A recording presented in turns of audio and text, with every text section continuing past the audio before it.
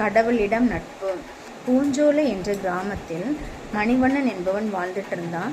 அவன் கடவுளிடம் மிகவும் அன்புடையவனாக காணப்பட்டான். ஆனால் அவன் எந்த ஒரு முயற்சியும் செய்யாதவனாக காணப்பட்டான். தனது பக்கத்து ஊரில் நெருங்கிய உறவினருக்கு திருமணத்திற்காக இந்த மணிவண்ணன் தனது மாடுகளை பூட்டி தனது மாட்டு வண்டியில் சென்று கொண்டிருந்தான். திடீரென்று ஒரு பள்ளத்தில் தனது மாட்டு வண்டி மாட்டிக்கொண்டது. அந்த சேற்றில் தனது மாடுகள் தன் கால்களை எடுக்க முயற்சி செய்தது. ஆனால் அது எடுக்கவே முடியலை. ஆனால் இந்த மணிவண்ணன் எந்த ஒரு முயற்சியுமே செய்யாமல் கடவுளிடம் முறையிட்டான், என்னை காப்பாற்றும் என்று. அப்பொழுது கடவுள் வானத்திலிருந்து ஒரு சத்தம் ஏற்பட்டுச்சு.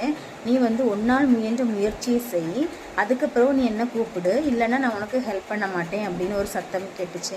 இதை கேட்ட மணிவண்ணன் தான் தவற்றை எண்ணி தனது மாட்டு வண்டியை சக்கரத்தை தன் தோளால் தூக்கி வெளியே எடுத்தான். மாடுகளை நன்கு அடித்து